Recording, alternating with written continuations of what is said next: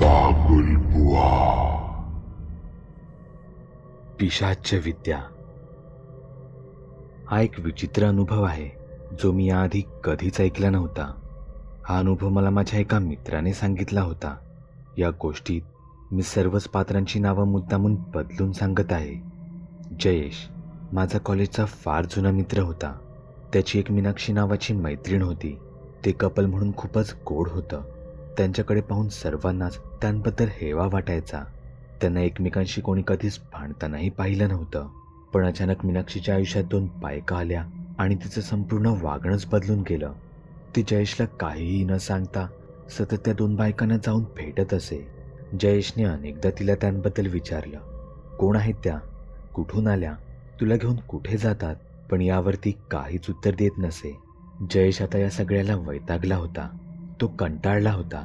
त्याने एके दिवशी मीनाक्षीचा पाठलाग करायचं ठरवलं. मीनाक्षीने रिक्षा पकडली आणि ती कुठेतरी घाई गडबडीत निघून गेली. जयेशनेही त्याची गाडी काढली. तो मीनाक्षीच्या पाठी जाऊ लागला. काही अंतर पाठलाग केल्यावर मीनाक्षीची रिक्षा अचानकच कुठेतरी विरान जागी थांबली. जयेशनेही तिच्यापासून काही अंतर दूर आपली कार थांबवली. त्याने लगेचच कारच्या हेडलाईट बंद करून टाकल्या. काही वेळातच मीनाक्षीला भेटायला अंधारातून त्याच 2 बायका बाहेर आल्या. जयेशला राहवलं गेलं नाही. त्याने त्याची गाडी मीनाक्षीच्या समोर आडवी आणली. गाडीतूनच तो बोलला, मीनाक्षी चल माझ्यासोबत. मीनाक्षीचा चेहरा आधीच खूप घाबरलेला दिसत होता.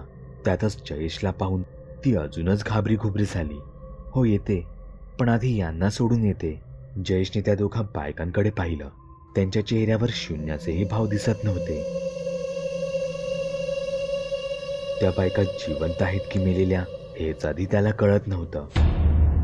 चल मीच सोडतो यांना, असं म्हणत त्याने त्या तिघांनाही गाडीत बसवलं. मीनाक्षी आणि त्या दोघी गाडीत पाठच्या सीटवर बसल्या होत्या. जयेशने गाडी सुरू केली. काही अंतर जातो न जातो तोच त्या तिघी जोरजोरात बोलू लागल्या.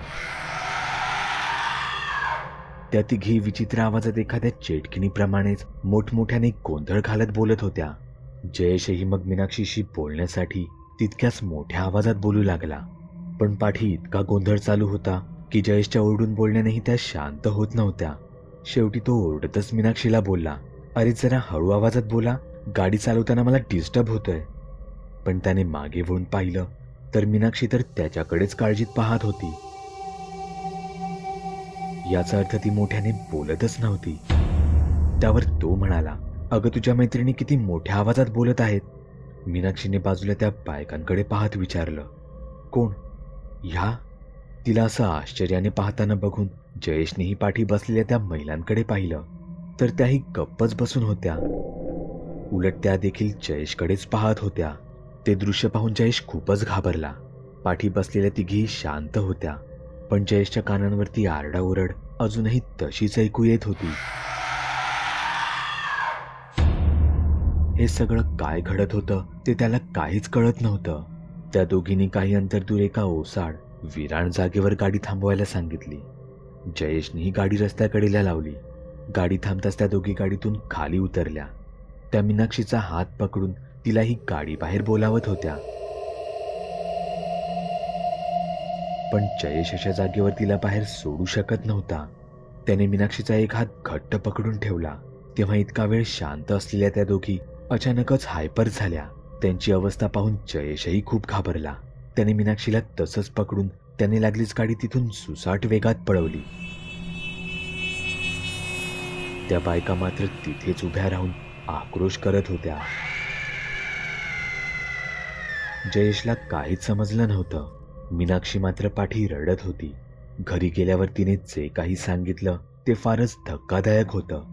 ती म्हणाली, तुला जो गाडीत जो काही भास होत होता तो त्याच बायकांमुळे होत होता.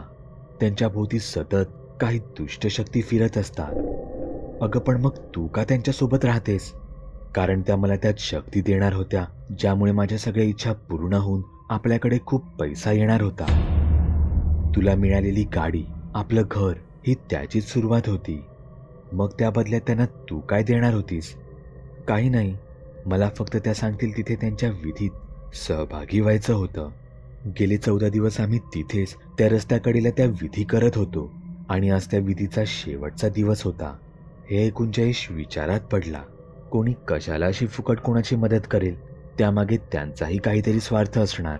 म्हणून तो एका जाणकाराकडे गेला. त्यानं सर्व प्रकार त्याने सविस्तर सांगितला.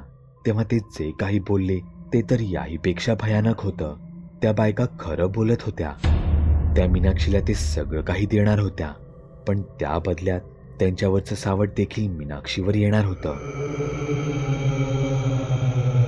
ते एका पिशाच्य विद्येप्रमाणे किंवा कर्णपिशाच्य विद्येप्रमाणे असतं. आपल्या डोक्यावर बसलेलं भूत आपल्याला सगळं काही देतं, पैसा, नाव, श्रीमंती, पण बदल्यात त्याच्या परिवारातून कोणाचा तरी बळी घेत राहतं. हे कळेपर्यंत खूप उशीर झालेला असतो. यातून एकाच मार्गाने सुटका मिळू शकते. आपल्याला प्राप्त झालेली विद्या कोणी दुसरा स्वखुशीने घेत असेल तर. जर तसं झालं तर याच्यावरचं संकट हे त्याच्यावर उलटून जातं. या विद्येचं शेवटचं चरण हे अमावस्येला असतं. तो दिवसही अमावस्येचाच होता. पण मग आता त्या बायकांचं काय होणार? जर त्यांना कोणी त्यांची विद्या घेणारं मिळालं नाही तर त्यांच्या परिवाराच्या शेवटी त्यांचाही अंत होणार. हा अनुभव फार लहान आहे, पण तितकाच खरा आणि भयानक. गावी आमचं खूप जुनं घर आहे, वाडवडिलोपार्जित. मी लहानपणी तिथे सुट्टीत राहायला गेले होते. तिथे गेल्यावर काकांच्या मुलाकडून मला एक विचित्र गोष्ट समजली. त्या घरात काकांना त्यांच्या आजोबांचं भूत दिसायचं. म्हणजे माझ्या पणजोबांचं. मी शहरात वाढलेले म्हणून मला भूतांची तितकी भीती वाटत नव्हती. म्हणून मी हे जरा हसण्यावरच नेलं. तसंही माझं माझ्या भावासोबत सारखं भांडण व्हायचं. कदाचित म्हणून मला घाबरवायचा हा त्याचा उद्देश असू शकत होता. मी या गोष्टींकडे तितकंसं लक्ष नाही दिलं. मला उशिरापर्यंत टीव्ही बघायची सवय होती. त्यातच तेव्हा कार्टूनचं नवीनच एक चॅनल आलं होतं. मी नेहमी तेच बघत बसायचे. बाबा कधी रात्री बाहेर आलेच की ते देखील टीव्ही बघत बसायचे. असंच त्या रात्री मी टीव्ही बघत बसले होते.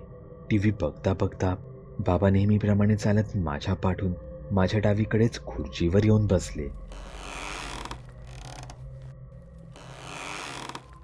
मी टीव्ही बघण्यात इतकी गुंग झाले होते की मी त्यांकडे लक्षच दिलं नाही.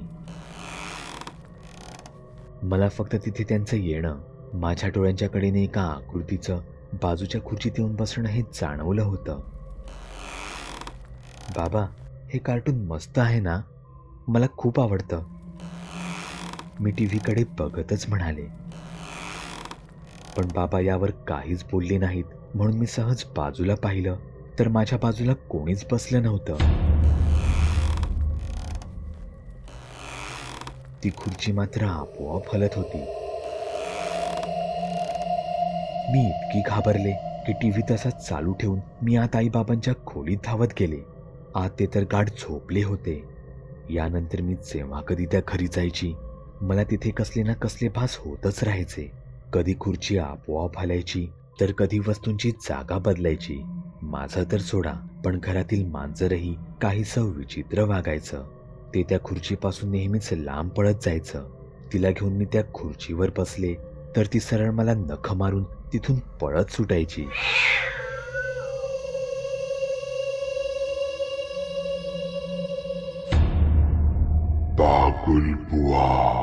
चॅनलवर अपलोड केलेल्या नवीन व्हिडिओची नोटिफिकेशन मिळवण्यासाठी चॅनल सबस्क्राईब करायला विसरू नका. व्हिडिओ आवडला तर आमच्या मेहनतीचा मोबदला म्हणून तो लाईक करून मित्रांसोबत जरूर शेअर करा.